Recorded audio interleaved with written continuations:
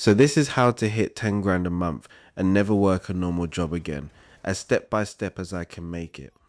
Before we dive in, let me be clear. This isn't a get rich quick scheme, and I'm not making promises I can't back up. This is literally the exact system I used to build my own income to that first 10k in real time. And before anyone types it in the comments, no, I don't hate 9 to 5 eskins. I actually recommend them for beginners. But if you're tired of clocking in, feeling undervalued, or you just want more money and more freedom, this one's for you. There's one number in this video I'm going to come back to at the end. It's not 10,000. Keep watching and you'll know exactly what I mean. Let's get into it. Point 1. My story and the mindset shift that actually mattered. A few years into corporate life, I had zero interest left. I always knew I wanted to be an entrepreneur. I just had no idea what that actually meant yet. Nothing against jobs, genuinely, but most of them are a means to an end, with a hierarchy stapled on top and a lot of people stepping over each other to climb it. I got sick of sipping the Kool-Aid, so I left, and I'd recommend everyone do the 9 to 5 first, then leave, not the other way around. Skipping the line doesn't skip the lesson.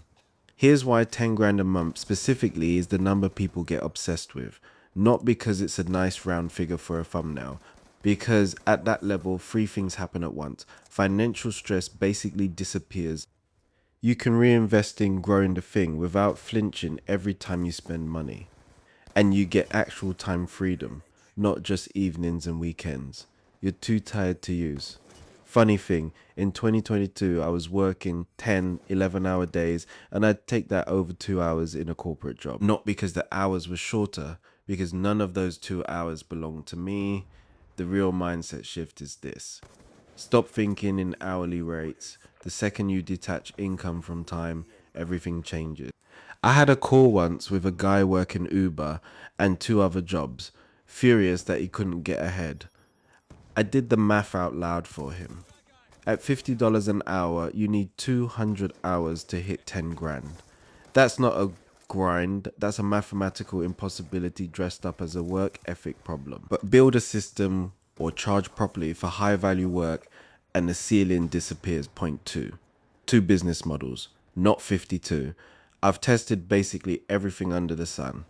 Real estate wholesaling, private equity deal sourcing, car flipping, forex trading, fun stories, terrible systems. These 2 are the ones that actually scale without eating your life. If you're starting from zero, sales, selling other people's products or services for a cut, no LLC, no business bank account, no fulfillment, no customer service, you show up, you sell, you close. It's a grind, but the ceiling is high, and the barrier to entry is basically your phone. If you've got some experience or an existing skill, freelance and agency services, this can be almost anything. Ghostwriting for businesses, copywriting, email marketing for B2B, ad creatives, cold email lead gen, or just helping businesses figure out what AI even is, because most of them genuinely don't know. Pick one. If you already have a skill, use it. If you don't, and this is going to sound reckless, just pick one anyway. The model matters less than starting point 3. The actual revenue math and how you get clients without a following. If you have to work for free at the start, not because it's noble. Because a real case study from a real client is worth more than the first retainer you'd have charged them. One good testimonial does more for you than a month of cold outreach. If you're doing sales, 10 to 20% commission on every high ticket close is standard. If you're freelancing, a retainer, 1 to 2 grand a month minimum, backfilled with a clear scope, a number of leads, a number of creatives, a defined deliverable. Vague scope is how you end up working for free permanently and not on purpose. For client acquisition, dream 100. Pick the top 100 people or businesses you'd actually want to work with and reach out by hand. No fancy software required at this stage. A landing page and a clear offer is enough. I've closed clients off a Gmail address with no landing page at all. Not ideal, but proof that the offer matters more than the branding. Point 4. Build systems, not just income. This is where most people quietly cap themselves as a freelancer. Clients like you because you're low overhead. No training, no managing, no in-house salary. The trade-off is they start treating you like an employee they don't pay benefits to. You end up with a dozen bosses instead of one. Position yourself as a company instead, even a small one, and that dynamic flips. You're not on call at all hours. You're the owner who occasionally shows up. Here's the actual secret. And it's not the one from the title. It's not making money. It's making money without your input being the bottleneck. Automated outreach, an application funnel that filters people before they ever get on a call with you. A booking system so calls only happen when you're actually free. SOPs, so delivery doesn't live entirely in your head. Basic quality control that doesn't require you personally checking everything. Eventually, a small team, a bookkeeper, someone handling fulfillment. I paid an admin $600 a month to take the back office off my plate, and it was the best money I spent that year. Later, a content person, then someone booking appointments. Every one of those is a task leaving your desk permanently. I spent about 3 months just recording myself doing everything on Loom before I handed a single task off.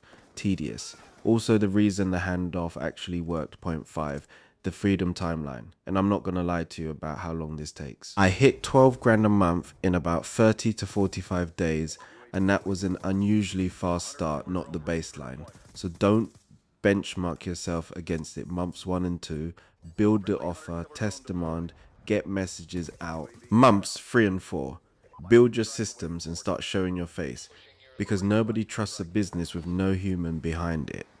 Months 5 and 6, scale acquisition. You should have 3 to 5 paying clients by now, and you start delegating the first task that's capping you. Months 6 through 12, optimize tight margins, and only then consider paid ads. Once you're comfortably past 25 to 30 grand a month, not before. My biggest mistake was relying on cold email and referrals for too long and starting ads late. Learn from that one for free. The real pivot point for me was month 5, when I raised prices by around 25 to 30% and kept the clients anyway, because the perceived value had already gone up. I was still pricing myself like it was 2020. It wasn't. Quick warning signs. If you're still working 30 plus hours a week after 6 months, something in the system is broken. Not you. If you're doing 50 or 60 hours with clients pulling you in every direction, that's not scale. That's a job with extra steps and worse job security. There's a joke about flying private. Once you do it, economy stops feeling like an option. It's a cliche because it's accurate. Once you hit 10 consistently, dropping below it stops feeling like a bad month and starts feeling unacceptable. I haven't had a month under 20 grand profit since March 2022. And that consistency is the actual goal, not the first big month. So the number I said I'd come back to, it was never 10,000. That's just the headline. The real number is the hours you get back once income stops being tied to your time. That's the entire point of everything I just walked through, and it's the only number that actually changes your life instead of just your bank balance. 10k months without a normal job were never really about the money. They're about building a life on your own terms. My time, waking up when I want, training when I want, is worth more to me than a garage full of cars I don't even particularly want. None of this is theoretical, and none of it's a shortcut. It's what actually took me from bored and annoyed in a 9 to 5 to financially comfortable, time rich, and building toward my first million. If you've made it this far, drop your questions below. See you in the next one.